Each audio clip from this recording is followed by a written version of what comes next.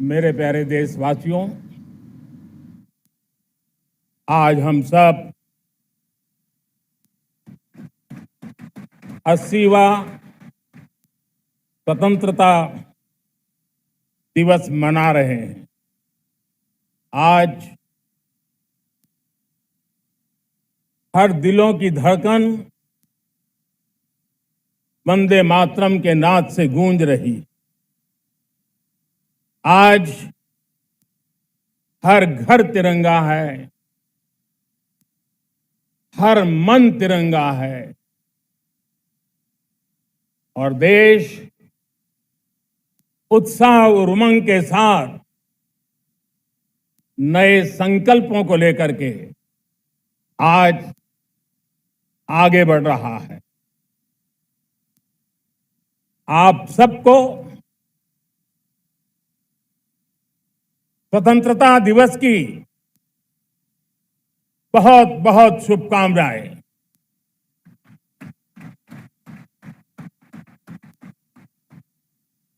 देश आज उन महान सपूतों का पुण्य स्मरण करती है जिन्होंने देश की आजादी के लिए त्याग बलिदान की पराकाष्ठा की। अपने तप, त्याग और बलिदान से आजादी के एकमात्र लक्ष्य को लेकर के अपनी पूरी जिंदगी खपा दी। पूज्य बापू समेत सभी स्वातंत्र्य सेनानियों को बलिदान की महान परंपरा जगाने वाले महान क्रांतिकारियों को आज मैं श्रद्धापूर्वक नमन करता हूं।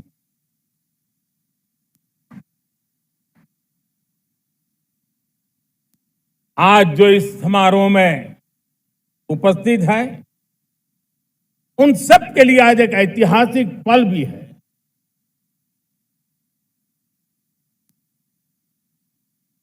आजादी के बाद 15 अगस्त को लाल किले पर पहली बार वंदे मातरम गूंज रहा है।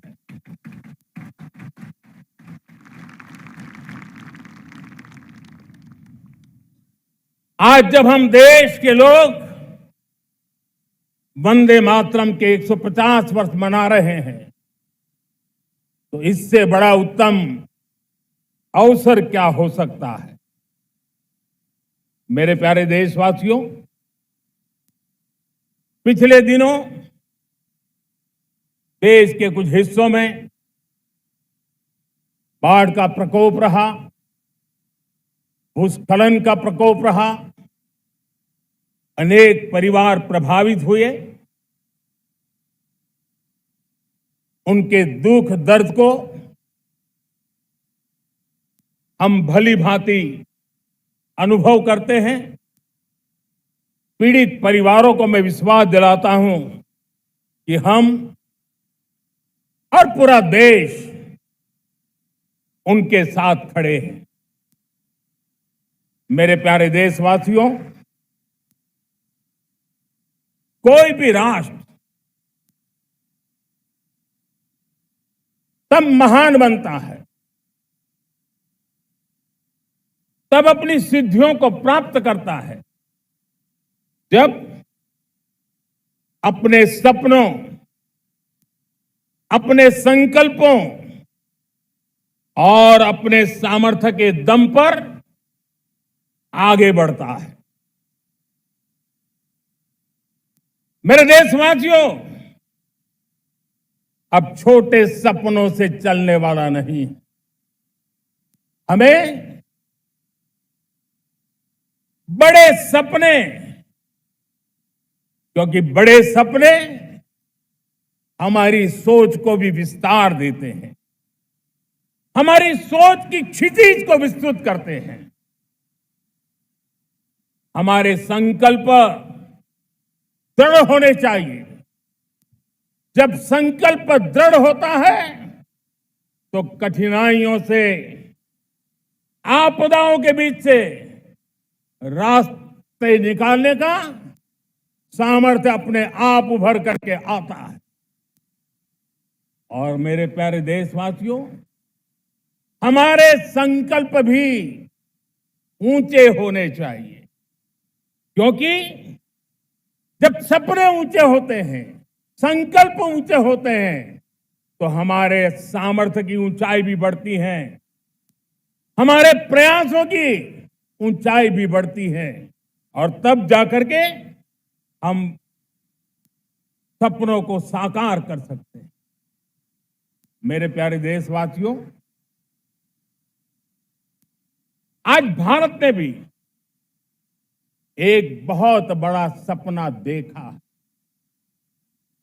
दृढ़ संकल्प के साथ देखा है,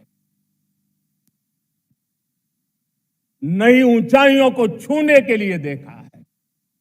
और वो सपना है, जब आजादी के 100 साल होंगे, 2047 में हम विकसित भारत बना के रहेंगे। 140 करोड़ देशवासियों के पुरुषार्थ से इस लक्ष्य को हमें हासिल करना है। और जब दुनिया की सबसे बड़ी आबादी वाला देश विकसित होने का संकल्प लेता है, तो ये दुनिया की नजरों में भी हमारे साहस का परिचायक बन जाता है। दुनिया हमारी तरफ देखने का नजरिया बदलने के लिए मजबूर हो जाती है। प्यारे देशवासियों, और मैं ऐसे ही नहीं कह रहा हूं, पिछले 12 वर्ष में देश के कोटि कोटि नागरिकों ने, दलित हो, पीड़ित हो, वंचित हो, आदिवासी हो, गांव में रहने वाला हो, शहर में रहने वाला हो, गरीब हो, मध्यम वर्ग का हो, युवा हो, बुजुर्ग हो, नारी हो, पुरुष हो, उत्तर हो, दक्षिण हो, पूर्व हो, पश्चिम हो, हर किसी ने पिछले 12 साल में एक संकल्प के साथ, समर्पण के साथ देश को नई ऊंचाइयों पर ले जाने में हर प्रकार से प्रयास किया है। मैं उनके इस प्रयासों का आदरपूर्वक स्वीकार करता, और उसी का परिणाम है कि इतने कम समय में 25 करोड़ देशवासी गरीबी को परास्त करके गरीबी से बाहर निकले हैं। इन्हीं देशवासियों का प्रयास का परिणाम है कि हम कभी फ्रेजाइल 5 में गिरे जाते थे। 12 साल के भीतर भीतर हम एक मेजर इकोनॉमी में फास्टेस्ट ग्रोइंग इकोनॉमी बन गए हैं। साथियों, देश आजाद हुआ, बहुत सारे सपने लेकर के आजाद हुआ, लेकिन हम गति नहीं पकड़ पाए, रफ्तार नहीं पकड़ पाए। होती है, चलती है, अरे हो जाएगा, देखा जाएगा, उसी में खोए रहे। 2014 तक आते आते तो पूरे विश्व ने हमें फ्रेजाइल 5 के उस में डंप कर दिया था। ऐसे समय पिछले 12 साल में भारत ने एक नई रफ्तार पकड़ी, तेज गति से हम आगे बढ़ रहे हैं। और देशवासियों का संकल्प है कि अब 140 करोड़ देशवासियों के संकल्प को, सामर्थ्य को रोकना नामुमकिन है।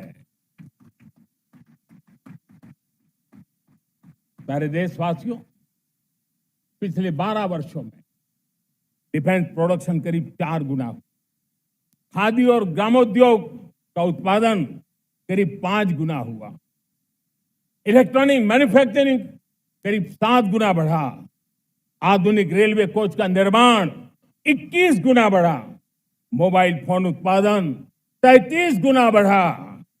इतना ही नहीं, आधुनिक युग को देकर के भी डिजिटल और इनोवेशन की दुनिया में भी हमने अपना परचम लहराया। इंटरनेट यूजर, इंटरनेट कंज्यूमर करीब करीब 4 गुना बढ़े। पेटेंट ग्रांट होने की संख्या 4 गुना बढ़ी। डिजिटल ट्रांजैक्शन 100 गुना बढ़े। सामान्य मानवीय की सुविधाओं की तरफ भी हमने उतना ही गंभीरता से काम किया। हर साल औसतन 15 गुना ज्यादा तेजी से हमने नल से जल कनेक्शन दिए। हर साल औसतन 6 गुनी ज्यादा रफ्तार से लोगों को गैस कनेक्शन दिए। हर साल 4 गुनी रफ्तार से गरीबों के लिए टॉयलेट बनाने का काम किया। हर साल 3 गुना ज्यादा तेजी से गरीबों को घर देने का काम किया। देश ने गवर्नेंस में भी बहुत बदलाव लाया। हजारों की संख्या में कंप्लायंसेस खत्म किए। सैकड़ों की तादाद में पुराने कानून खत्म किए। पिछली शताब्दी के कानूनों से 21वीं शताब्दी की मार्च नहीं हो सकती। हमने आधुनिक इंफ्रास्ट्रक्चर के लिए मेट्रो का विस्तार किया। हमने पब्लिक ट्रांसपोर्ट को ताकत दी। जिस स्पीड से काम, जिस स्केल पर काम किया, ये सब, ये रफ्तार, ये विस्तार, ये अचीवमेंट आजादी के बाद पहली बार पिछले 1 दशक ने देखा है। और जब इतनी सारी सिद्धियां हमारे सामने हो, इतनी तेज गति दिखाई देती हो, देशवासियों का सामर्थ्य पल पल प्रकट होता है, तब तो 2047 में विकसित भारत बनने का संकल्प कभी भी अधूरा नहीं रह सकता है। ये सारे आंकड़े इस बात की गवाही देते हैं कि हम आगे बढ़ने वाले हैं, मेरे प्यारे देशवासियों। लेकिन उसके लिए आत्मविश्वास की जरूरत होती है, आत्मगौरव की जरूरत होती है, और साथ साथ आत्मनिर्भर भारत होना भी बहुत जरूरी होता है। और इसलिए बीते वर्षों में हमारा कन्विक्शन रहा है कि भारत को हमें अब दूसरे देशों पर निर्भर रह करके नहीं जीना चाहिए। हमें आत्मनिर्भर बनना चाहिए। दुनिया में बहुत कुछ मिलता है, सस्ता मिलता है, जल्दी मिल सकता है, लेकिन उससे हमारा सामर्थ्य तैयार नहीं होता, न हमारे सामर्थ्य की कसौटी होती है। और इसलिए हमें भी अपनी क्षमताओं को बढ़ाना है। अपने हितों की सुरक्षा हमें खुद को करनी है। और इसलिए आत्मनिर्भर भारत का संकल्प बहुत दृढ़ता के साथ हम लेकर के आगे बढ़ रहे हैं। मेक इन इंडिया, स्वदेशी, वोकल फॉर लोकल, इन सारे क्षेत्रों में आज हर भारतीय का मन जुड़ रहा है। मेरे प्यारे देशवासियों, मैं आपको एक उदाहरण देता हूं सेमीकंडक्टर का। देश आजाद होने के बाद विश्व में तो सेमीकंडक्टर की चर्चा हो चुकी थी, हमारे यहां भी बातें होती थी, लेकिन सेमीकंडक्टर का कोई बड़ा प्लान हम आगे नहीं बढ़ा पाए। और आज स्थिति क्या है? आज की डिजिटल दुनिया में, आज की टेक्नोलॉजी में चिप का महात्म्य हम समझते हैं। कोई भी इलेक्ट्रॉनिक गुड्स होगा, हमारे मेडिकल इक्विपमेंट होंगे, हमारे ट्रांसपोर्ट के रास्ते होंगे, हर किसी में चिप अनिवार्य है। और इस चिप के बिना दुनिया थम जाए ऐसी स्थिति पैदा हो। और इसलिए भारत ने आत्मनिर्भर होने की दिशा में अपना सेमीकंडक्टर प्लांट, बड़ा सेमीकंडक्टर प्लांट, 3 सेमीकंडक्टर प्लांट शुरू हो चुके और मुझे बताया गया है कि वहां जो प्रोडक्शन हो रहा है वो एक्सपोर्ट होना शुरू हो चुका है। और मैं देशवासियों को कहना चाहता हूं, आने वाले 7-8 वर्ष में और 5, 7 या 8 सेमीकंडक्टर प्लांट बहुत ही जल्द शुरू होने वाले। ये आत्मनिर्भर भारत हमें विकसित भारत की दिशा में जाने का महामार्ग देता। मेरे प्यारे देशवासियों, वैसे ही एक चर्चा क्रिटिकल मिनरल की हो रही है। पूरी टेक्नोलॉजी क्रिटिकल मिनरल पर निर्भर है। भारत इसमें भी अपने आप को सुरक्षित करने में जुटा हुआ है। क्रिटिकल मिनरल का लक्ष्य साझा किया जाए। नेशनल क्रिटिकल मिनरल ये हमने लॉन्च किया।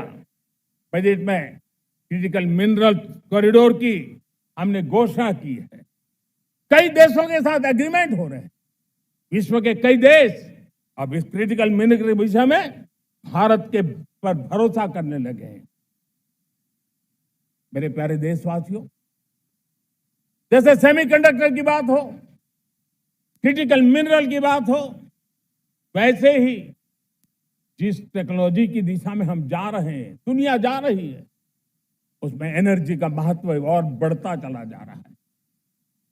अब एनर्जी के बिना भी नई दुनिया को चलाना मुश्किल है और इसलिए हमें चिप हो, एआई हो, डेटा सेंटर हो, हमें बहुत बड़ी मात्रा में बिजली की जरूरत होगी। एनर्जी सिक्योरिटी ये हमारे समय की मांग है और इसलिए हमने पहले से ही उस दिशा में एक के बाद एक मजबूत कदम उठाए हैं। एनर्जी सिक्योरिटी का एक बड़ा माध्यम है परमाणु ऊर्जा, न्यूक्लियर एनर्जी। हमने पार्लियामेंट में शांति एक्ट पास कर करके एक नए लक्ष्य तरफ जाने का रास्ता तय कर लिया है। 2047 तक हम 100 गीगावाट न्यूक्लियर पावर का लक्ष्य लेकर के चल रहे हैं। इसी एक दशक में हम 5 नए न्यूक्लियर रिएक्टर शुरू करने का लक्ष्य लेकर के चल रहे हैं। इस वर्ष भारत ने फास्ट ब्रीडर न्यूक्लियर टेक्नोलॉजी में महारत हासिल करके एक अहम पड़ाव पार किया है और उसके कारण परमाणु ईंधन में आत्मनिर्भर बनने की दिशा में हमें एक बहुत बड़ा सफलता का कदम हमने रखा है। मेरे प्यारे देशवासियों, कई बार संसाधनों की कमी के कारण देश रुकता नहीं है, लेकिन रुकने का कारण सोच की सीमाएं होती हैं। जब सोच बंध जाती है, सीमाओं में सड़ने लग जाती है, तब हम अपने सामर्थ्य को भी पहचान नहीं पाते हैं। देश को आज कच्चे तेल पर निर्भर रहना पड़ रहा है और हमारी गलत सोच के कारण है। आप जान के हैरान हो जाएंगे, हमने समुद्री तट पे 99% हमारा समुद्री तट का पूरा हिस्सा ऐसी सोच के कारण नो गो एरिया घोषित करके रखा था। हमने ही समंदर के अंदर जाकर के एक्सप्लोरेशन न करने का निर्णय कर लिया था। ये सोच का दारिद्र्य था। हमने फैसला किया ये नहीं चल सकता। हमने उस 99% को जो कभी नो गो एरिया हुआ करते थे, हमने उसको गो एहेड एरिया के रूप में खुला कर दिया है। और अब हम समुद्र के भीतर भी एक्सप्लोरेशन करने की और नए नए भंडार खोजने की दिशा में हम प्रवृत्त हैं, हम प्रयास कर रहे हैं। हमने पिछले वर्ष उसी दिशा में एक महत्वपूर्ण कदम रखते हुए समुद्र मंथन की घोषणा की थी और पिछले दिनों हमने 85,000 करोड़ रुपए इस काम के लिए आवंटित करके काम को गति देने का निर्णय कर लिया है। मेरे प्यारे देशवासियों, एनर्जी सिक्योरिटी, इसका मैंने कहा कि हमें ऑल्टरनेट स्रोतों की तरफ भी पूरी शक्ति लगाना बहुत जरूरी है और इसलिए ऊर्जा का सही इस्तेमाल बढ़ाते हुए भारत इसी दिशा में आज तेजी से काम कर रहा है। 2014 से पहले, मतलब आज से 12 साल पहले, हमारे देश में सिर्फ 70 शहरों में पाइप से गैस की व्यवस्था थी, पाइप से गैस डिस्ट्रीब्यूशन होता था। 12 साल में इन 70 शहरों को हमने 700 शहरों तक पहुंचा दिया है। ये होती है रफ्तार, ये होता है विस्तार। 2014 के पहले मुश्किल से 20-22 लाख घरों में पाइप से गैस पहुंचता था। आज 1.25 करोड़ घरों में पाइप से गैस पहुंचाने का काम हो रहा है। 12 वर्ष पहले देश में सोलर एनर्जी की कैपेसिटी सिर्फ 2 गीगावाट थी। 2 गीगावाट, आज 160 गीगावाट हमने प्राप्त किया है लक्ष्य। मेरे प्यारे देशवासियों, मैं एक और जानकारी देता हूं। हमने इसका लाभ देश के मध्यम वर्ग को, सामान्य परिवार को मिले, इस तरफ भी उतना ही ध्यान केंद्रित किया। हमने पीएम सूर्यघर मुफ्त बिजली योजना चालू की और आज मुझे संतोष है कि इतने कम समय में 50 लाख घरों का सोलर एनर्जी का काम हम आंकड़ा पार कर चुके हैं। तेजी से चल रहा है और उसके कारण हजारों घरों का बिजली बिल 0 हो गया है। हजारों घर अपनी बिजली का उपयोग करने से अतिरिक्त बिजली आज बेच करके कमाई कर रहे हैं। हर परिवार को हम इस काम के लिए 80,000 रुपया सरकार की तरफ से एक एक परिवार को मदद दी जा रही है, तब जाकर के हम इस काम को पूरा कर रहे हैं। मेरे प्यारे देशवासियों, आपको जानकर के हैरानी होगी, ये जो हमारी रेलवे है उसका इलेक्ट्रिफिकेशन का काम हमारे देश में 1925 में शुरू हुआ था। 1925 में इलेक्ट्रिफिकेशन का काम शुरू हुआ, लेकिन 90 साल में 1925 से लेकर के 90 साल में सिर्फ 30% रेल का इलेक्ट्रिफिकेशन हुआ था। यानी 90 साल में 30%। हमारी रफ्तार देखिए, लक्ष्य को पाने के लिए हमारी दौड़ देख लीजिए। हमने एक दशक के अंदर 100% काम पूरा कर दिया। 90 साल में 30%, 10 साल में 70%, ये होता है काम। और इसके कारण डीजल जो हमें बाहर से लाना पड़ता है उसकी बचत हुई, बिजली से हमारी ट्रेनें चली, पर्यावरण को फायदा होने लगा। मेरे प्यारे देशवासियों, हम यहां से नहीं रुके हैं, हम दुनिया के अंदर पीछे रहना नहीं चाहते। पिछले दिनों आपने खबर सुनी होगी, भारत ने ईंधन का नया क्षेत्र को भी छू लिया है। देश ने पहली हाइड्रोजन से चलने वाली ट्रेन शुरू कर दी है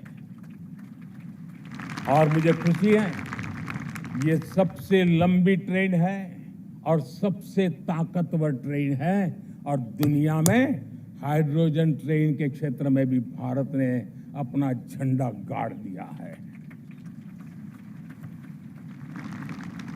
प्यारे देशवासियों, पिछले 10-12 साल हम लगातार 2047 के लक्ष्य को पाने के लिए दौड़ रहे हैं, एक के बाद एक सोपान सिद्ध कर रहे हैं। हमने सोचा भी नहीं था कि हमें इसमें भी कुछ मुसीबतों का झेलना पड़ेगा। पिछले 10-12 वर्ष में कितने संकटों का सामना करना पड़ा। कोरोना जैसी वैश्विक महामारी ने पूरी दुनिया को चिंता में डाल दिया था, सारी व्यवस्थाएं चरमरा गई थी। कोरोना से बाहर निकले, युद्ध की विभीषा की खबरें आने लगी, कहीं यूक्रेन तो कहीं पश्चिम एशिया, हर जगह पे तनाव का माहौल। और पता नहीं भविष्यवेत्ताओं ने तो न जाने क्या क्या घोषणाएं कर दी थी। देश को डराना, देश को भयभीत रखना, देश को चिंतित रखना, इसी में कुछ लोगों को आनंद आता है। वैक्सीन नहीं मिलेगी, कोविड में लोग बचेंगे नहीं, कुछ भी नहीं होने वाला। वेस्ट एशिया का क्राइसिस आया, पेट्रोल पंप पे पेट्रोल नहीं मिलेगा, गैस नहीं मिलेगा, डीजल नहीं मिलेगा, फर्टिलाइजर नहीं मिलेगा।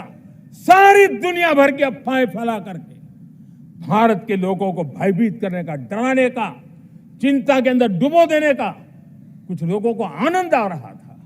लेकिन देश ने देख लिया कि पिछले 10-12 साल की सुविचारित योजनाएं रंग ला रही है और हम इतने बड़े संकट के बावजूद भी नागरिक देवो भव के मंत्र को लेकर के जीते हुए भारत ने जो तैयारियां की थी, एक के बाद एक कदम उठाया था। सोचा नहीं था कि संकट आएगा, लेकिन उस संकट के समय में ये सारी चीजें काम आ गई और आज देश में गैस भी है, पेट्रोल भी है, यूरिया भी है। हम अपनी ताकत के ऊपर खड़े हो रहे, चल रहे। मेरे प्यारे देशवासियों, दुनिया के इन संकटों का प्रभाव हर किसी पर हुआ, हम भी अछूते नहीं। यूरिया के दाम दुनिया में 3,000 रुपया पहुंच गए एक बोरी का। आज भी हम मेरे देश के किसानों को वो बोझ सहने के लिए मजबूर नहीं कर रहे। सरकार अपने कंधों पर वो बोझ उठा रहा है और दुनिया से जो 3,000 रुपया में यूरिया का बोरा हमें मिलता है, वो हमारे किसानों को हम सिर्फ 300 रुपये में दे पाते हैं। इतना ही नहीं, डीएपी आज दुनिया में बाजार 5,000 पहुंच चुका है, लेकिन मेरे देश के किसानों को दिक्कत ना हो, इसलिए 1,350 रुपये में आज भी डीएपी देने का काम हम कर रहे हैं। मेरे प्यारे देशवासियों, एक समय था जब मैं आत्मनिर्भरता की बात कर रहा था तो कुछ लोग एयर कंडीशन चैम्बर में बैठ करके सोचने वाले लोग हमें बता रहे थे ग्लोबलाइजेशन का क्या होगा। लेकिन दुनिया देख रही है कि पिछले एक दशक में ऐसा लग रहा है कि दुनिया ने ग्लोबलाइजेशन बोलना ही बंद कर दिया है। जहां से ग्लोबलाइजेशन की आवाज आती थी वो बंद सुनाई नहीं देती है। दुनिया का हर देश अपनी अपनी संभालों के मिजाज की तरफ गया है।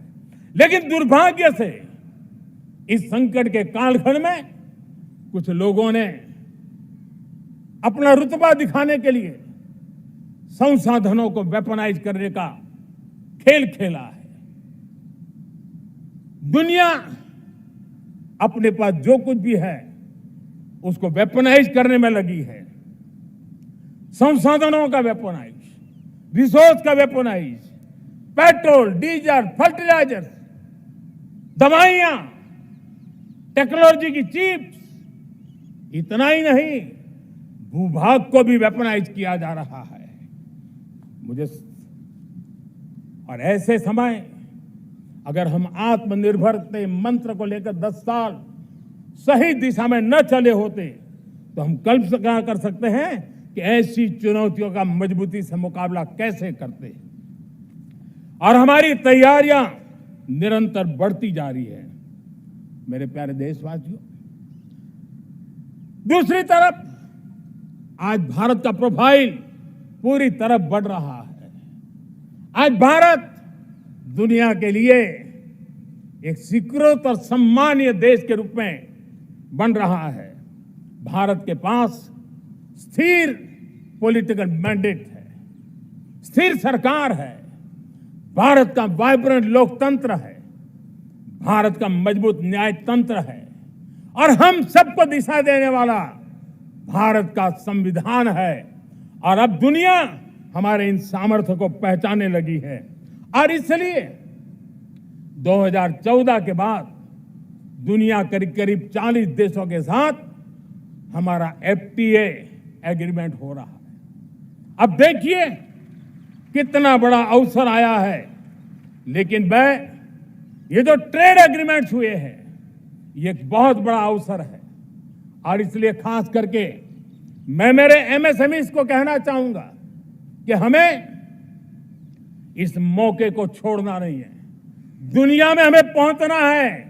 भारत के उत्पाद की हर चीज विश्व के बाजार में पहुंचे और चाहे हमारा टेक्सटाइल हो, हमारी मशीनरी हो, हमने दवाइयां हो, हमने मौका छोड़ना नहीं है। लेकिन वैश्विक जो पैरामीटर्स हैं उस पैरामीटर को हमें पार करना होगा। हमें दुनिया से जो मिलता है उसे अच्छा देना पड़ेगा, दुनिया में जो मिलता है उसे सस्ता देना पड़ेगा। और पंजाब के लुधियाना से लेकर के तमिलनाडु के तिरुपुर तक हमारा टेक्सटाइल सेक्टर दुनिया में पहुंच सकता है। इतना ही नहीं, केरलम से लेकर के गुजरात और तमिलनाडु से लेकर के बंगाल, ये हमारा समुद्री तट, हमारे मछुआरे भाई बहन आज इस FTA के कारण हमारे श्रिप यानी झींगा उसके एक्सपोर्ट की बहुत संभावना बनी है। हमारे सी फूड की दुनिया में पहुंच बनने की संभावना पड़ी हुई है। और इसलिए मैं चाहूंगा कि हम इस परिस्थिति का फायदा उठाते हुए, हम आगे चलते हुए हम इन कामों को पार करने के लिए प्रयास करें। मेरे प्यारे देशवासियों, मैंने जो भूमिका आपके सामने रखी है उसके पीछे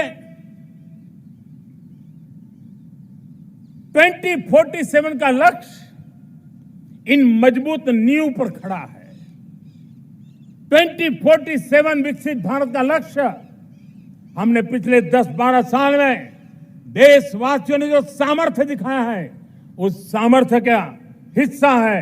और इसलिए मेरे प्यारे भाइयों बहनों, सदी का 1/4 हिस्सा बीत चुका है और अगला 1/4 हमारे लिए अत्यंत महत्वपूर्ण है।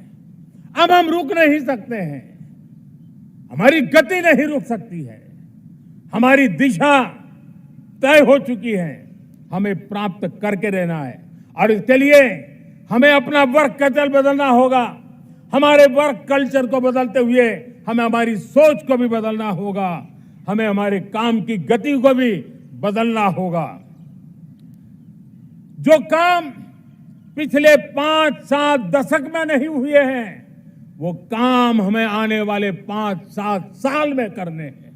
और मेरा भरोसा है मेरे देश की युवा शक्ति पर, मेरे देश के नौजवानों पर, मेरे देश की माताओं को बहनों पर, मेरे देश के किसानों पर, मेरे देश के मजदूरों पर कि हम इस सपने को साकार कर सकते हैं। और इसलिए हमें रिफॉर्म की गति को भी आगे बढ़ाना है। और जब मैं रिफॉर्म की बात कर रहा हूं, रिफॉर्म नहीं हमारे लिए कोई कंपल्सन है, नहीं रिफॉर्म ये हमारे के लिए कोई बजबड़ है। हमारे लिए रिफॉर्म ये कन्विक्शन है। आउट ऑफ कन्विक्शन हम रिफॉर्म एक्सप्रेस पर चल पड़े हैं और हम आने वाले दिनों में भी नेक्स्ट लेवल रिफॉर्म की ओर बढ़ने वाले हैं। और इसलिए सरकार, समाज, उद्योग, उत्पादक, किसान, हर किसी ने अपनी ट्रेडिशनल व्यवस्थाओं में रिफॉर्म करना पड़ेगा, सोच में रिफॉर्म करना होगा, अपने लक्ष्यों को रिफॉर्म करना होगा। और इसलिए मेरे प्यारे देशवासियों, हमें एक निश्चित दिशा में को लेकर के चलना होगा। मैं आज उस युग को भी याद करना चाहूंगा जब देश भारत का सामर्थ्य सप्त सिंधु के रूप में हम जानते थे, हम समझते थे, हम सुनते थे।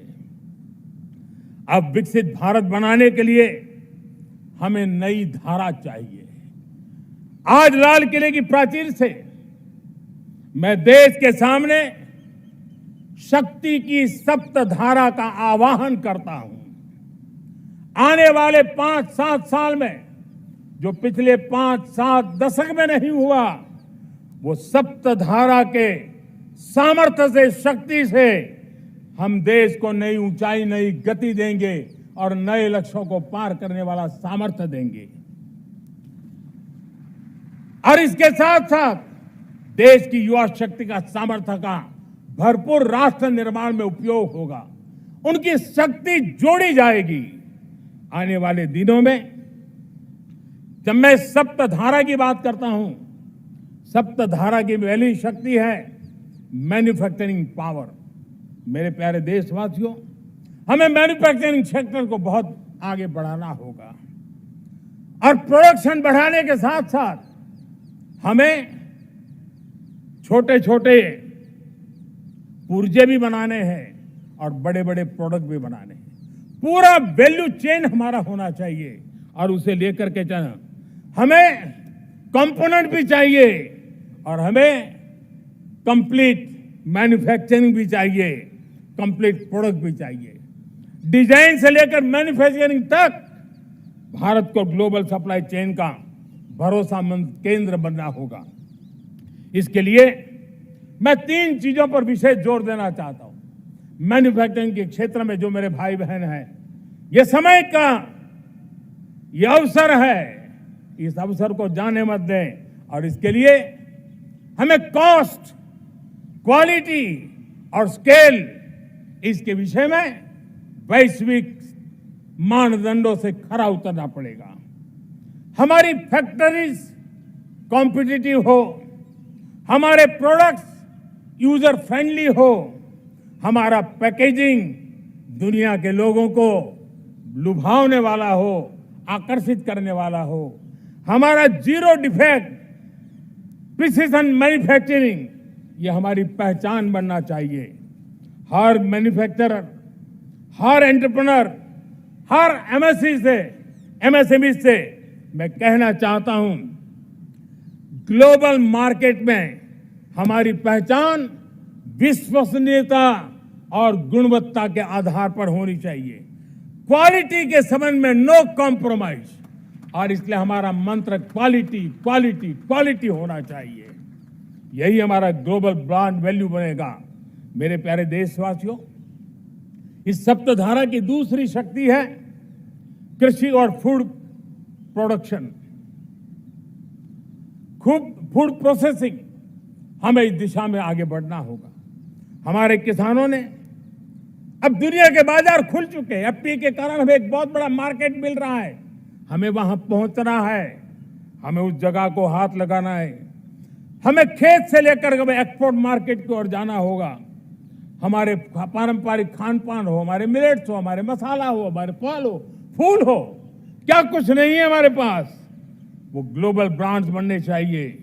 हमारे किसान केमिकल फ्री खेती को बल देंगे, दुनिया में इनकी मांग और बढ़ने वाली है।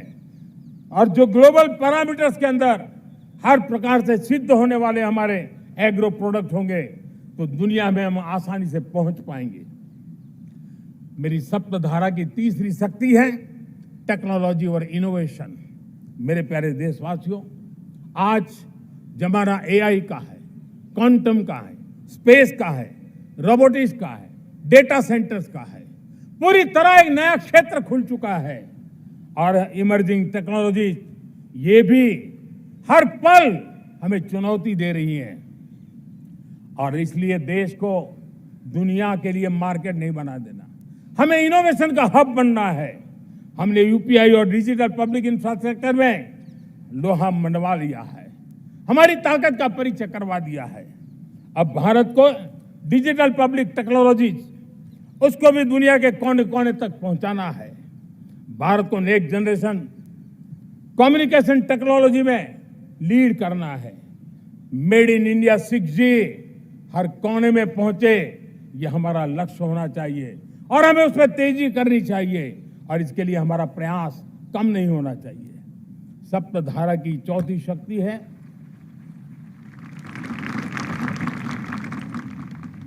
गति शक्ति। ये गति शक्ति देश के अंदर सीमलेस फास्ट कनेक्टिविटी पर हमें बल देना होगा। शहरों को हाई स्पीड रेल से हमें जोड़ना होगा। मॉडर्न हाईवे चाहिए, इनलाइन वाटरवेज चाहिए, एयरपोर्ट चाहिए, मल्टी मॉडल लॉजिस्टिक की व्यवस्था चाहिए। हमें पोर्ट्स को सिर्फ सामान उतारना चढ़ाने की जगह नहीं, दुनिया के शिप्स आकर के लंगर हो जाए इतना नहीं, हमें हमारे पोर्ट्स को पोर्ट लेड डेवलपमेंट ग्रोथ की दिशा में हमें आगे बढ़ना होगा। हमारी पांचवी शक्ति है सप्तधारा की, वो है रक्षा शक्ति। और ये रक्षा शक्ति का महत्व हर प्रकार से है। मेरे प्यारे देशवासियों, डिफेंस में आत्मनिर्भर होना अब भारत ने अनुभव कर लिया, दुनिया ने अनुभव कर लिया है, इसके बिना कोई चारा नहीं है। विश्व जब अपनी अपनी ही सोच रहा है, तब भारत विश्व के लिए बाजार बन करके नहीं रह सकता है। हमें डिफेंस के क्षेत्र में आत्मनिर्भर होना होगा। Next generation defence technology develop करके हमें ग्लोबल सप्लायर बनने की दिशा में हमें लक्ष्य लेकर के चलना है। हमें ड्रोन, काउंटर ड्रोन सिस्टम को विकसित करना होगा और हाइपरसोनिक डिफेंस टेक्नोलॉजीज उस पर हमें लीडरशिप लेनी होगी। साथियों, साइबर सुरक्षा भी आज हर घर के लिए एक समस्या बन रही है। वो भी एक रक्षा का क्षेत्र है जिसमें हमारे युवाओं की जो सामर्थ्य है, उस सामर्थ्य का उपयोग हम देश के और दुनिया के लिए कर सकते हैं। हमारी सप्तधारा की छठी शक्ति है ग्रीन इकोनॉमी, ब्लू इकोनॉमी, जो ग्रीन जॉब को भी जन्म देती है। हमें green hydrogen, renewable energy, energy storage, green mobility, green manufacturing in global scale हमें पा करके रहना है। हमें दुनिया जब ग्लोबल वार्मिंग की चर्चा करती रहती है, हम रास्ते खोजते रहते हैं, हम समस्याओं का समाधान दे रहे हैं और भारत ये ग्रीन मूवमेंट का बहुत बड़ा सामर्थ्य लेकर के चलिए। भारत के पास ब्लू इकोनॉमी के लिए भी बहुत बड़ा अवसर है। बहुत बड़ा लंबा हमारा कोस्ट लाइन है। ब्लू इकोनॉमी के लिए बहुत बड़े अवसर हैं। फिशरीज है, कोस्टल टूरिज्म है, ओशन टेक्नोलॉजी है। ऐसे कितने ही क्षेत्र हैं जिसमें हम आगे बढ़ सकते हैं। मेरे प्यारे देशवासियों, भारत सप्तधारा की जब बात करके लेकर चला है, तब हमारी सातवीं धारा है और दुनिया के लिए इसका अपना भी एक महत्व है और वो है भारत का सॉफ्ट पावर। भारत के सॉफ्ट पावर की ताकत है। आज योग ने पूरी दुनिया को भारत के साथ जोड़ के रखा हुआ है। योग दुनिया के लिए एक ऊर्जा बनता जा रहा है, भारत के लिए विश्वास का बड़ा कारण बनता जा रहा है। जिस भारत के पास आस्था के केंद्र हो, जिस भारत के पास आयुर्वेद हो, जिस प्रकार से भारत के पास होलिस्टिक हेल्थ केयर की व्यवस्था हो, हील इन इंडिया का मूवमेंट हो, हम दुनिया के अंदर हमारे सामर्थ्य को लेकर के जा सकते हैं।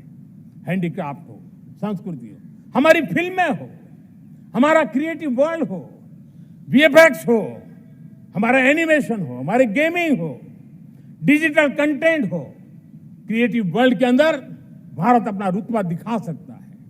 हमने उसको वैश्विक सामर्थ्य के रूप में विकसित करना होगा। आज भारत ने वेव समिट को एक बहुत बड़ी ताकत दी है। दुनिया धीरे धीरे भारत का ये जो world audio visual and entertainment summit है, उसकी राह देखता रहता है और वो भारत के सॉफ्ट पावर को, भारत के क्रिएटिव दुनिया को परिचित करेगा। मेरे प्यारे देशवासियों, भारत के पास विशाल वन्य संपदाएं हैं।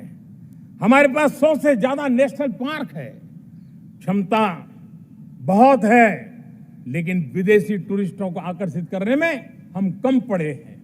हमें मौका है हमारे सॉफ्ट पावर के माध्यम से दुनिया के टूरिस्टों को भारत के लिए आकर्षित करने का। हमारा सामर्थ्य हमें दुनिया को दिखाना है। हम ये काम आरा से करें और हम जल्द से जल्द हम इन लोगों, आज दुनिया में स्पोर्ट्स की जो है वो भी एक बहुत बड़ा भारत के प्रति आकर्षण का केंद्र। दुनिया के स्पोर्ट्स इवेंट भारत में क्यों ना हो। कॉन्स्टेंट इकोनॉमी बहुत बढ़ रही है, देश के नौजवानों का आकर्षण है। विश्व का हर कोई कलाकार चाहता है कभी न कभी भारत की धरती पर अपना कॉन्सर्ट करे। ये बहुत बड़ा अवसर है, हमें इसको मोबिलाइज करने के लिए व्यवस्थाएं खड़ी करनी होगी। साथियों, सप्तधारा की इन 7 शक्तियां, सप्त शक्तियां, उद्देश्य सिर्फ एक सेक्टर में प्रगति करने का नहीं है। एक होलिस्टिक अप्रोच के साथ हमें राष्ट्र को जो लक्ष्य लेकर के हम चल रहे हैं, जो एम्बिशन लेकर के चल रहे हैं, उस स्केल को हमें पार करने की दिशा में काम करना है। मेरे प्यारे देशवासियों, कुछ चीजें मैंने बताई हैं, लेकिन मैं इससे भी आगे सोचता हूं। मैं जरा देश को झकझोरना चाहता हूं, मैं देश की शक्ति को भी झकझोरना चाहता हूं। देश यानी सिर्फ सरकार नहीं होती है, देश यानी हर नागरिक जुड़ता है।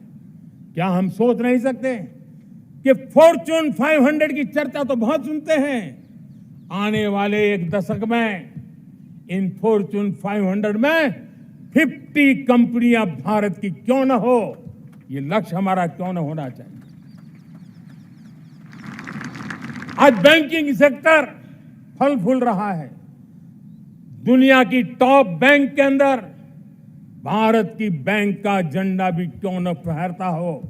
भारत की बैंक भी टॉप बैंक 5 बैंक में भारत की भी एक बैंक होनी चाहिए। भारत की फार्मा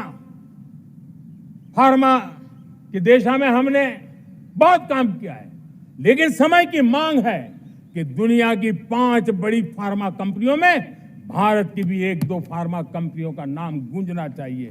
भारत उसमें अपना स्थान बनाना चाहिए। लॉ फर्म्स होते हैं, रेटिंग एजेंसी होती है। क्या समय की मांग नहीं है कि ग्लोबल लीडरशिप अब हमारे हाथ में होनी चाहिए। टैलेंट है, सामर्थ्य है, हमारा लंबा इतिहास भी है, भाषाओं पर हमारा प्रभुत्व है, हमें विश्व में पहुंचना चाहिए। हमारी कोई कंसल्टिंग फर्म, अकाउंटिंग फर्म दुनिया के टॉप फर्म्स के अंदर क्यों नहीं होनी चाहिए। भारत की टेक्नोलॉजी कंपनियां दुनिया के अंदर सिरमौर हो, यह हमारा लक्ष्य होना चाहिए। हमारे ऐसे ब्रांड हो जिससे दुनिया आकर्षित होती हो, हमारे ब्रांड हमारे देश की पहचान हो और विश्व के लिए एक डेस्टिनेशन बन जाए, उस दिशा में हमें काम करना है। और इसके लिए मैं राज्य सरकारों को कहना चाहता हूं, मैं स्थानिक स्वराज की संस्थाओं को कहना चाहता हूं, भारत सरकार का भी यह दायित्व है कि हमें हमारे रिफॉर्म की गति बढ़ानी होगी। हमें 2047 के लक्ष्य के अनुरूप हमारी व्यवस्थाओं को विकसित करना होगा। हमें बीते हुए काल के नीति नियमों से नहीं चल सकते, हमें आने वाले सपनों के हिसाब से नीति नियमों को गढ़ना होगा। और इसको अगर हम गढ़ेंगे तो मुझे पूरा विश्वास है और मैं देशवासियों को भरोसा देता हूं, इसी रास्ते मेहनत में कोई कमी न करते हुए हम विकसित भारत का सपना पार करके रहेंगे। हमें सबको मिलकर के चलना है, केंद्र सरकार हो, राज्य सरकार हो, इंडस्ट्री हो, हम सब ने मिलकर के आगे बढ़ना है। हमें रिफॉर्म्स करते रहना है, रिफॉर्म्स को आगे बढ़ाते रहना है। और मैंने पहले भी कहा था, हम रिफॉर्म कंपल्सन से नहीं, कन्विक्शन से कर रहे हैं, लक्ष्य को प्राप्त करने के लिए कर रहे हैं। मेरे प्यारे देशवासियों, जब मैं विकसित भारत की बात कर रहा हूं, देश को तेज गति से आगे बढ़ाने की बात कर रहा हूं, उसका सबसे बड़ा लाभार्थी कौन है? इन सारे प्रयासों का सबसे बड़ा साधक कौन है? अगर साधक है तो मेरे देश का युवा है, मेरे देश की युवा शक्ति है। विकसित भारत की यात्रा में युवाओं की बहुत बड़ी भूमिका है। इतना ही नहीं, विकसित भारत का सबसे बड़ा लाभार्थी भी मेरे देश का युवा है। और इसलिए हमें विकसित भारत के लक्ष्य को युवाओं के साथ जोड़ करके आगे बढ़ाना है। युवाओं हमारी सर्वोच्च प्राथमिकता के साथ हमें आगे बढ़ना है। साथियों, पिछले 10-12 साल में उस दिशा में बहुत कुछ हुआ है। स्टार्टअप इंडिया अभियान, आज पूरे देश में 2.5 लाख से ज्यादा रजिस्टर्ड स्टार्टअप बन गए। देश के नौजवान खुद तो काम कर रहे हैं, अनेकों को रोजगार दे रहे हैं।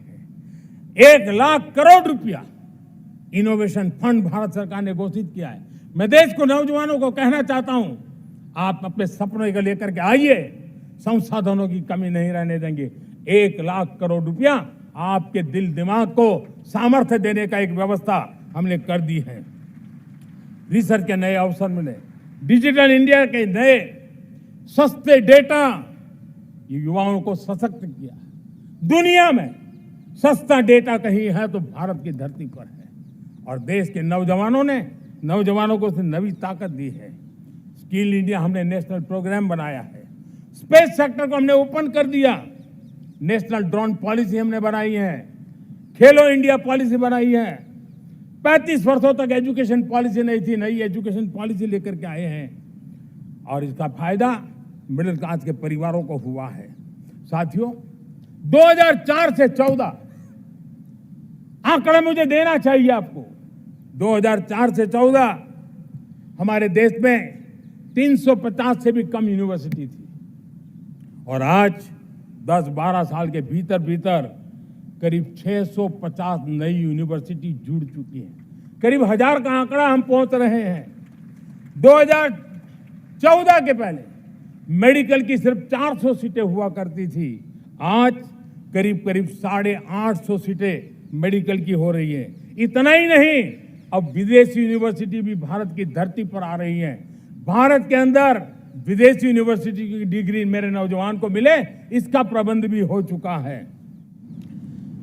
हमारे देश के युवा मन बचपन से ही टेक्नोलॉजी की तरफ आकर्षित हो, उस दिशा में हम काम कर रहे हैं, और इसलिए हमने करीब 10,000 से अधिक अटल टिंकरिंग लैब छोटे छोटे बच्चों के हवाले कर दी है, ताकि उनका इनोवेशन और टेक्नोलॉजी के अंदर उनका मन बने।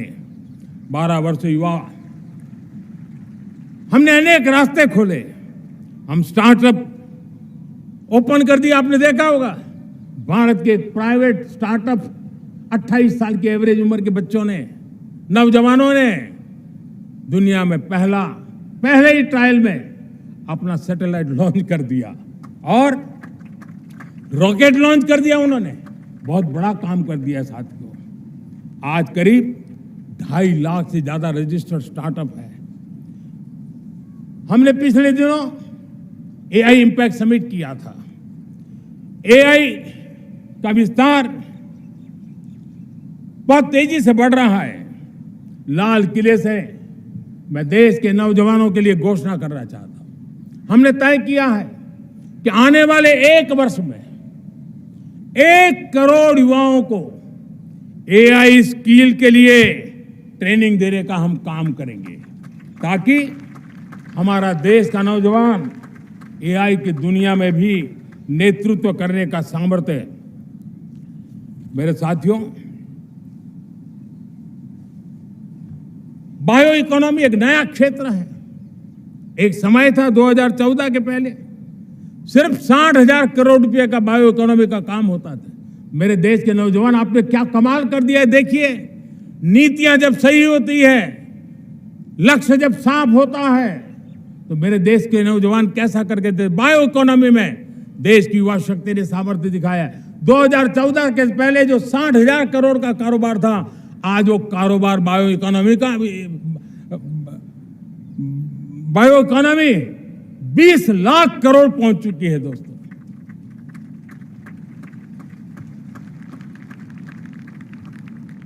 दो 2009-10 का कालखंड था, सिर्फ 25 लाख इलेक्ट्रिक व्हीकल हमारे देश में बिके थे। 1.5 लाख इलेक्ट्रिक व्हीकल बिके थे 2009-10 में। 1.5 lakh electric vehicle.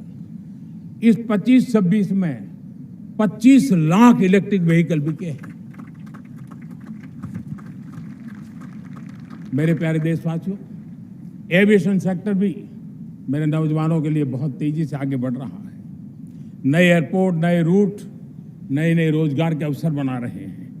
Maintenance, overhauling, इसके भी कारण देश में बहुत बड़ी मात्रा में स्किल मैन पावर को काम मिल रहा है। मेड इन इंडिया हवाई जहाज बनाने की दिशा में हमने सफलता पाई है। Made in India defence transport aircraft C295 already अपनी उड़ान भर चुका है, सफल उड़ान भर चुका है। ये देश के नौजवानों के लिए, मेरे साथियों, ड्रोन ने भी बहुत बड़ा काम किया है। स्वामित्व योजना, गांव में ड्रोन से स्वामित्व योजना सफल हो रही है। करीब 3.25 करोड़ परिवारों को स्वामित्व योजना का लाभ मिला है और इसके कारण 140 लाख करोड़ रुपए जैसी संपत्ति अनलॉक हुई है, जिसके कारण बैंक से लोन मिल सकता है, लोग अपना कारोबार कर सकते हैं। मेरे प्यारे देशवासियों, हमारे मध्यम वर्गीय परिवारों के सामने एक बहुत बड़ा बोझ बन चुका है कोचिंग क्लासेस की स्पर्धा। हर माँ बाप को लग रहा है कि कोचिंग क्लास में बच्चे को नहीं भेजा तो हम प्रतिष्ठित परिवार नहीं हैं। इन गरीब और मिडिल क्लास परिवारों की हम चिंता करते हुए हजारों करोड़ रुपए का उनका खर्च है वो भी बचे, बेटे भी अपने आसपास रह सके, उनकी देखभाल हो सके, परिवार पर आर्थिक बोझ ना आए। और इसलिए हमने युवाओं के लिए विभिन्न परीक्षाओं की फ्री ऑनलाइन कोचिंग हमने करने का निर्णय किया है।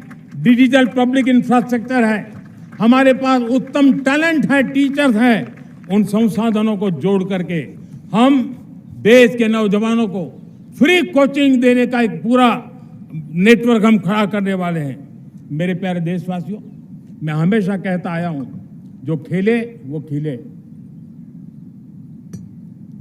जब मैं खेले वो खिले की बात कर रहा हूं, तब मेरे प्यारे देशवासियों, आज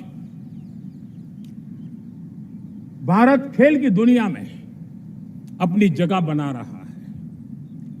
अब खेल के पोडियम में भारत का राष्ट्रगीत सुनाई देता है, भारत का राष्ट्रगान सुनाई देता है, भारत का तिरंगा झंडा लहराता दिखाई नजर आ रहा है। टॉप्स योजना ने बहुत बड़ी सफलता पाई है। खेलो India games, university games, winter games, beach games, sports infrastructure, sports के लिए कोचिंग, स्पोर्ट्स मेडिसिन, स्पोर्ट्स के लिए न्यूट्रिशन, इन सारे विषयों में भारत अब महारत करने की दिशा में आगे बढ़ रहा है। नौजवानों के लिए पूरा नया क्षेत्र, खिलाड़ी न बन सके तो उसकी सपोर्ट सिस्टम में भी बहुत बड़ा क्षेत्र खुल रहा है। स्पोर्ट्स की दुनिया में भारत का प्रदर्शन बेहतर होता रहा है और हम 2036 में ओलंपिक के मजबूत दावेदार बनकर के आगे बढ़ रहे हैं और 2030 में कॉमनवेल्थ गेम्स को भारत होस्ट करने वाला है। और मेरे साथियों, दुनिया में जो ओलंपिक की खेल होते हैं, करीब 40 प्रकार के गेम होते हैं और करीब 350 साढ़े 350 स्पर्धाएं होती हैं ओलंपिक में।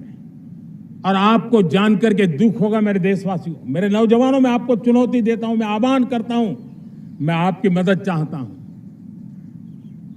350 जितने स्पर्धाओं में भारत 2/3 खेलों में कहीं होता ही नहीं, हमारी मौजूदगी नहीं होती, हम क्वालिफाई नहीं होते हैं।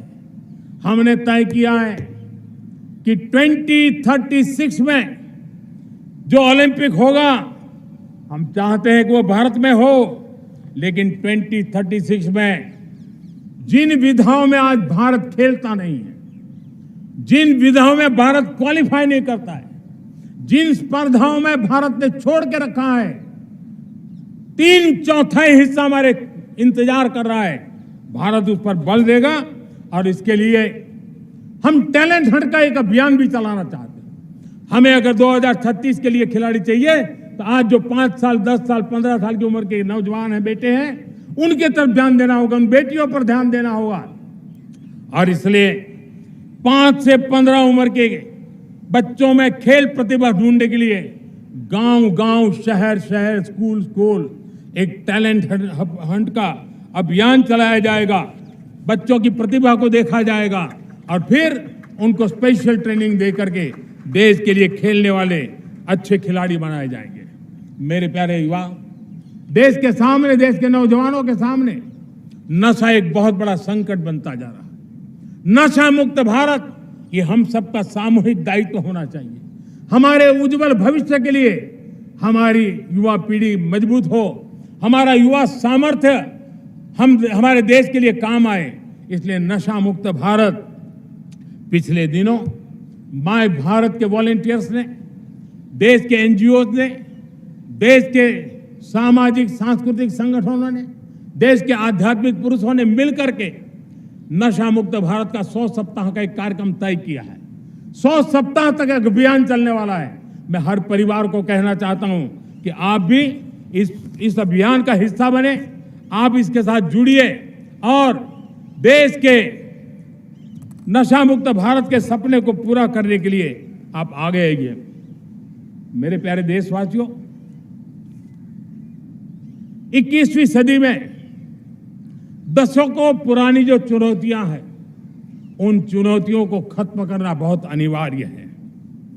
नक्सलवाद, माओवाद लाखों युवाओं के भविष्य को तबाह कर दिया, अनेक माताओं के दुधमल नौजवानों को छीन लिया, बर्बाद कर दिया, हर मां बाप के सपनों को चूर चूर कर दिया। इस नक्सलवाद ने 4 दशक तक हिंदुस्तान के बहुत बड़े हिस्से को, बहुत बड़ी आबादी को दबोच करके रखा था, बंदूक के नोक पर दबोच करके रखा था, संविधान की धज्जियां उड़ा दी थी और देश के सामान्य नागरिकों की रक्षा में 3,500 से ज्यादा हमारे पुलिस के, सुरक्षा बल के जवान शहीद हो गए। युद्ध के अंदर जितने सैनिक मरते हैं, उससे ज्यादा हमारे पुलिस जवानों को जान की बाजी लगानी पड़ी ताकि देश के सामान्य मानवी को सुरक्षा मिले। ये नक्सलवाद ने धरती को लहूलुहान कर दिया था। 2014 में आपने जब हमें मौका दिया, उसी दिन हमने संकल्प लिया था कि हम देश को नक्सलवाद से मुक्त करेंगे। और आज मुझे खुशी है कि नक्सली माओवादी हिंसा आखिरी सांस भी शायद रहने की अब तो ताकत नहीं रही है। पूरी तरह उसे खत्म करने की दिशा में जहां पर कभी नक्सलवादियों की गोलियां चलती थी, जहां पर कभी धरती रक्त रंजित रहा करती थी, आज उसी नक्सल क्षेत्रों में, उसी इलाकों में नक्सल मुक्त होने के कारण विकास, विश्वास और प्रयास का तिरंगा लहरा रहा है। मेरे प्यारे देशवासियों, लेकिन इस चुनौती को हमने कम नहीं आंकना है। इस चुनौती से हमें और भी सावधान रहने की जरूरत है। वर्षों तक देश की सत्ता में माओवादी सोच के लोग गलियारों में अपनी जगह बना करके बैठे थे। सरकारी कमेटियों में सलाहकार के रूप में भी ये माओवादी सोच ने नीतियों को प्रभावित किया था। मेरे प्यारे देशवासियों, जंगलों में हमें हथियारी नक्सलों का खात्मा बुलाने में, उस संकट से देश को मुक्त कराने में सफलता मिली है। लेकिन हथियारी नक्सल तो गए, लेकिन दिमागी नक्सल, ये दिमागी नक्सल मौके की तलाश में है। हिंसा, अराजकता के वो रास्ते खोज रहे हैं, समाज को गलत राह पर घसीटने के लिए भांति भांति के दांव कर रहे हैं। इन दिमागी नक्सलियों को पहचानना होगा, इन दिमागी नक्सलियों को आइसोलेट करना होगा और राष्ट्र को विकसित राष्ट्र बनाने की मुख्य धारा की ओर देश की युवा पीढ़ी को जोड़ना होगा। मेरे प्यारे देशवासियों, सुरक्षित भारत बनाना हम सबका दायित्व है। चुनौती सीमा के भीतर हो या सरहद से बाहर, भारत हर परिस्थिति के लिए तैयार है। आज युद्ध का नेचर बदल रहा है। अब युद्ध सीमा पर ही होता है, गारंटी नहीं है। आज युद्ध सीमा के अंदर, कहीं रिफाइनरी पे जाकर के, कहीं बैंकिंग सेक्टर को जाकर के, कहीं डेटा सेंटर को जाकर के, एक प्रकार से लड़ाई का नया रूप, इंफ्रास्ट्रक्चर तोड़े जा रहे हैं, फैक्ट्रियां तोड़ी जा रही है। हमने मिशन सुदर्शन चक्र की पिछले सालों घोषणा की थी, बहुत तेजी से उस पर काम चल रहा है। आज डिफेंस एक्सपोर्ट हमारा करीब 50 गुना बढ़ा है। करीब 100 देशों में हमारे अस्त्र शस्त्र पहुंच रहे हैं। वैश्विक पटल पर भारत की प्रतिष्ठा धीरे धीरे बढ़ रही है। बदलते हुए समय में अस्त्र शस्त्र की तरफ काम करना है, सैन्य बलों का सामर्थ्य बढ़ाना है, लेकिन साथ साथ नागरिकों को भी तैयार करना होगा। पिछली शताब्दी के युद्धों के अनुरूप जो सिविल डिफेंस की व्यवस्थाएं हमारे देश में विकसित हुई है, वो कालबाह्य हो चुकी है। और इसलिए मैं आज लाल किले से घोषणा कर रहा हूं कि हम आने वाले दिनों में सिविल डिफेंस का एक वाइब्रेंट नेटवर्क खड़ा करेंगे। आधुनिक व्यवस्थाओं से उनको परिचित कराएंगे।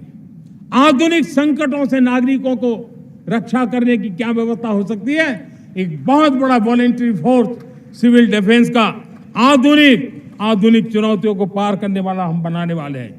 मेरे प्यारे देशवासियों, राष्ट्र के निर्माण में आज हमारी बहनों बेटियों का योगदान हम सब के लिए बहुत बड़ा प्रेरणा का कारण बना हुआ है। फाइटर जेट हो या सिविल एविएशन, हमारी बेटियां सबसे आगे दिखाई दे रही है।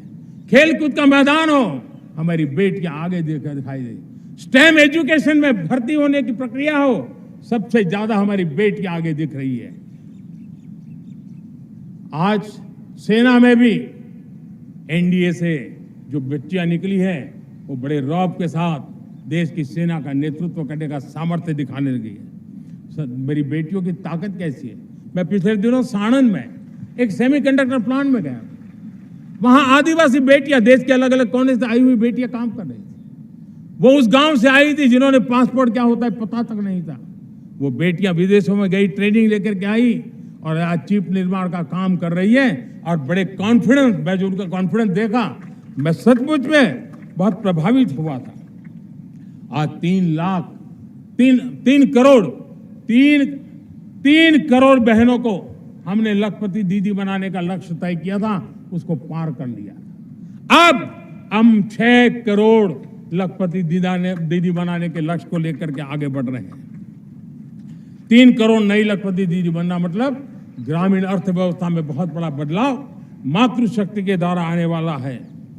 मेरे प्यारे देशवासियों, आज पंचायतों में, नगर पालिका में, महानगर पालिका में बहुत बड़ी मात्रा में हमारी महिलाएं जनप्रतिनिधि बनकर के देश का मार्गदर्शन कर रही है, समस्याओं का समाधान कर रही है, बहुत ही सक्षम नेतृत्व दे रही है।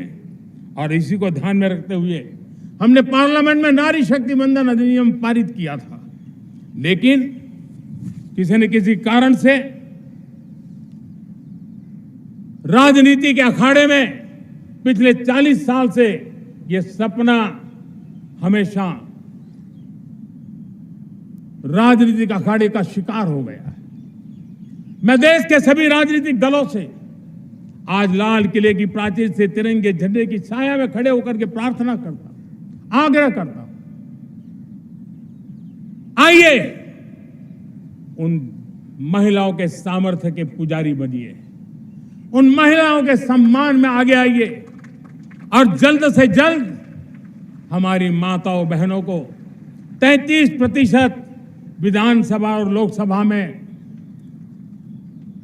उनको प्रतिनिधित्व मिले। वे भारत की नीति घड़तर के अंदर अपना योगदान दे, समय की मांग है।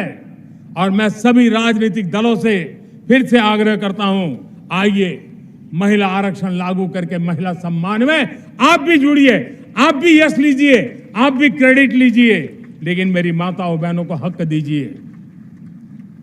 मेरे प्यारे देशवासियों, विकसित भारत का संकल्प तभी पूरा होगा जब विकास अंतिम व्यक्ति तक पहुंचेगा।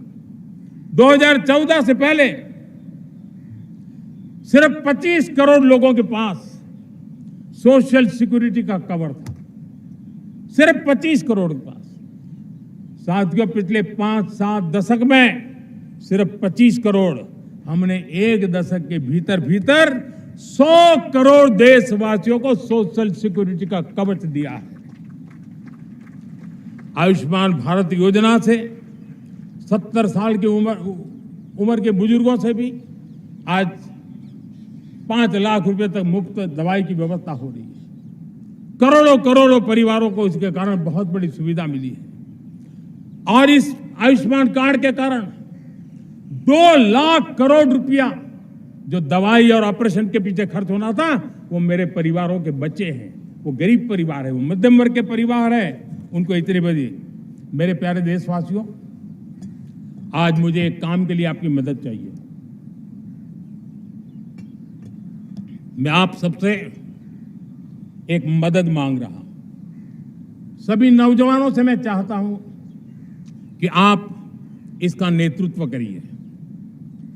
आपका 1 या 2 घंटे देश को बहुत बड़ी शक्ति देने वाले हैं। आपको लगेगा 1-2 घंटे में मैं देश की क्या शक्ति, मैं बताता हूं। आप बहुत बड़ी शक्ति बनने वाले हैं और इसलिए हर घर में वातावरण बने। इन दिनों देश में जनगणना का काम हो रहा है, सेंसस का काम हो रहा है, गिनती चल रही है। और गिनती सिर्फ आंकड़ों से बात बनती नहीं है, उसकी बारीकियों से नीतियां बनती हैं, योजनाएं बनती हैं, देश आगे बढ़ने की अपनी रूपरेखा तैयार करता है। और इसलिए सटीक जानकारियां होना बहुत जरूरी है। कभी कभी जो सरकार की तरफ से प्रतिनिधि आते हैं वो इतनी जल्दी में होते हैं, कभी स्पेलिंग एक लिख देते हैं, कभी अलग लिख देते हैं, और इसके कारण अल्टीमेट परिणाम हमें सही मिलने में दिक्कतें आती हैं। अब जब टेक्नोलॉजी अवेलेबल है और इस बार निर्णय किया है, आप स्वयं भी जनगणना में अपनी जानकारियां अपने मोबाइल फोन से भर करके दे सकते हैं। बाद में कोई बाबू आएंगे, कोई प्रतिनिधि आएंगे, आपसे चर्चा करेंगे, लेकिन आप परिवार के सब बैठ करके अगर डिजिटली अपना रजिस्ट्री करवा दे, सारी बारीकियां, स्पेलिंग में भी गलती ना हो, कोई भी जानकारियों में गलती ना हो, आप जितनी परफेक्ट जानकारी देंगे देश को आगे बढ़ने में बहुत बड़ी मदद मिलेगी। और इसलिए मैं देश के नौजवानों को कहता हूं कि आप अपने परिवार के लोगों को बिठा करके पूरे फॉर्म को समझिए। पहले कागज पे फॉर्म को भर दीजिए, कोई गलती है तो करेक्ट कर लीजिए, और फिर टेक्नोलॉजिकली उसको डिजिटली इसको अपलोड कर दीजिए। आप देखिए इतना बड़ा काम देश कर लेगा और देश का समय और शक्ति सही काम के लिए उपयोग आएगा। और इसलिए मेरे देश के नौजवानों को जनगणना के इस काम में सक्रियता से जुड़ने के लिए मैं आग्रह करता हूं। मेरे प्यारे देशवासियों, मैंने लाल किले से पंच प्राण की बात कही थी। इस पंच प्राण ने देश को अपने आत्मगौरव की ओर लेकर के आगे बढ़ने का, लक्ष्यों को पार करने के सामर्थ्य के साथ आगे बढ़ने का एक बहुत बड़ा संबल दिया है। हमें गुलामी की मानसिकता हर पल मिटाते ही रहना है। जिस भारत का सपना नेताजी सुभाष चंद्र बोस ने देखा था, बाबा साहब आंबेडकर ने देखा था, पंडित नेहरू ने देखा था, सरदार पटेल, भगत सिंह, सुखदेव राजगुरु ने देखा था, डॉक्टर श्यामा प्रसाद मुखर्जी ने देखा था, भगवान बिरसा मुंडा ने देखा था, ज्योतिबा फुले ने देखा था, उन सब से प्रेरणा लेकर के हम आगे बढ़े।